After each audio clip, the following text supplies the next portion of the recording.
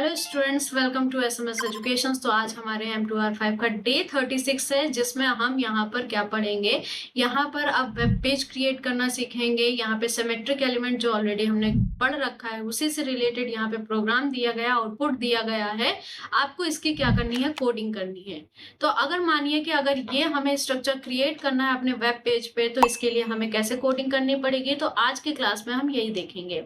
ठीक है, चलिए स्टार्ट करते हैं फिर। तो सबसे पहले नोटपैड ऑन कर लेते हैं। यहीं से मैंने ऑन किया नोटपैड। उसके बाद अब यहाँ से कोडिंग स्टार्ट करते हैं। तो सबसे पहले यहाँ पे HTML टैग लिख लेते हैं। उसके बाद यहाँ पर हेड दे देते हैं और हेड में हमें हेड के अंदर यहाँ पर हम एक टाइटल बना लेते हैं, टाइटल, और टाइटल दे देते हैं वेबसाइट डेमो। वेबसाइट डेमो ये टाइटल दे दिया। टाइटल को ऑफ करते हैं। उसके बाद यहाँ पर हेड को भी हम क्लोज कर लेते हैं। हेड क्लोज किया। उसके बाद यहाँ पर बॉडी टैग को ओपन करते हैं। बॉडी टैग ओपन किया। अब यहाँ पर अब अगर आपको क्या करना है, कोई हेडिंग वगैरह लिखनी है, तो उसके लिए हेडिंग यूज कर सकते हैं, नहीं तो सीधे हम यहाँ पे टेबल स्टार्ट करेंगे। टेबल हम लोगों ने प्रीवियस क्लास में पढ़ रखा है। टेबल बॉर्डर स्टार्ट करते हैं और यहाँ पे बॉर्डर 1 दे देते हैं। उसके बाद टेबल की विड्थ दे देते हैं यहाँ पर लगभग हम 700 तक। हाइट लंबाई दे देते हैं 600 तक, 600। देन यहाँ से हम सेल स्पेसिंग दे देते हैं, सेल स्पेसिंग 0। ये सेल स्पेसिंग हो गया। इसके बाद ये हम क्या कर लिया, ये अब हमें हेडर यूज करना है, तो हेडर के लिए यहाँ पर हेडर टैग ले लेते हैं। हेडर tr हाइट दे देते हैं। जो भी हमारी रो होगी उसकी लंबाई कितनी होगी, यहाँ पर हम दे देते हैं 80 लंबाई दे देंगे। उसके बाद इसमें एक हम क्या करेंगे, कॉलम स्टार्ट करेंगे, टीडी टेबल डेटा। ठीक है, अलाइन इसको कर लेते हैं सेंटर में, सेंटर अलाइन कर लेंगे। उसके बाद इसकी चौड़ाई विड्थ दे देते हैं हम 350। देन 350 दे देते हैं। फिर यहाँ पे दूसरी हेडिंग स्टार्ट करते हैं H2, और H2 में यहाँ पर वेबसाइट डाल देते हैं। वेबसाइट डेमो कैपिटल में लिख लेते हैं इसको, वेबसाइट डेमो। साइट डेमो के बाद यहाँ पे H2 को बंद कर देंगे। H2 यहाँ से क्लोज करेंगे। इसके बाद आपको यहाँ पे क्या करना है, TD को बंद कर देना है, तो यहाँ से TD को क्लोज कर देंगे। ये किया, और यहीं पर एक बार फिर से TD को ऑन करके TD को क्लोज कर देंगे, दूसरा कॉलम बना लेंगे। ये कर लिया। देन यहाँ से TR भी हमारा क्लोज हो जाएगा, TR को क्लोज करेंगे।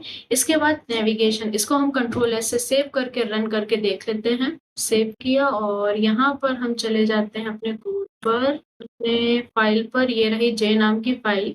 इस पे आपको क्या करना है, राइट क्लिक करना है, ओपन विथ पे जाना है, गूगल क्रोम से ओपन करना है।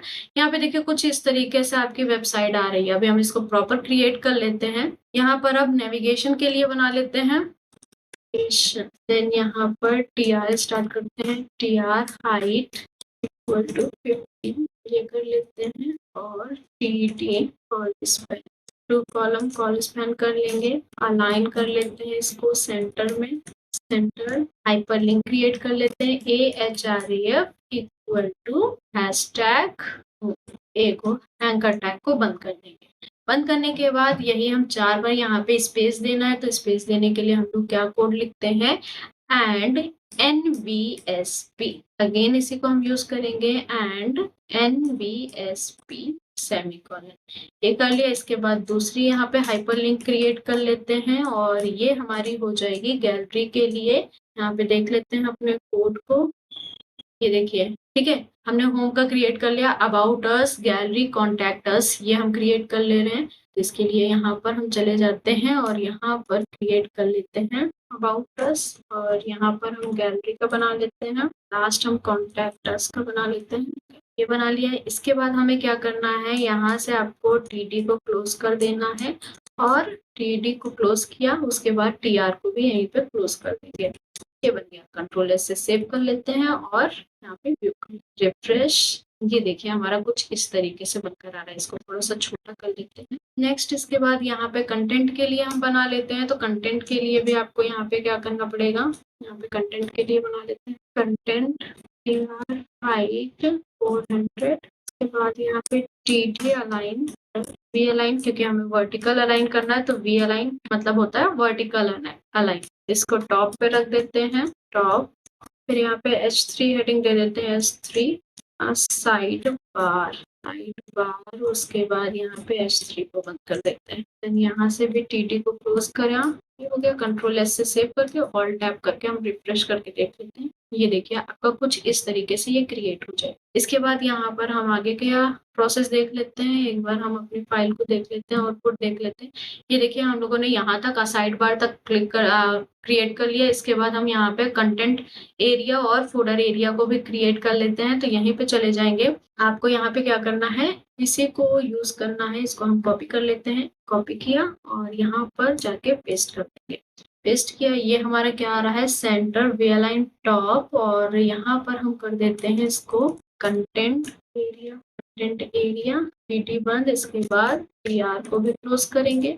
PR क्लोज करने के बाद यहाँ पे हमें फोल्डर की एक लाइन लिखनी पड़ेगी। तो उसके लिए हम क्या कर ले रहे हैं, यहाँ से कोड कॉपी कर ले रहे हैं या फिर यहीं पे क्रिएट कर लेते हैं।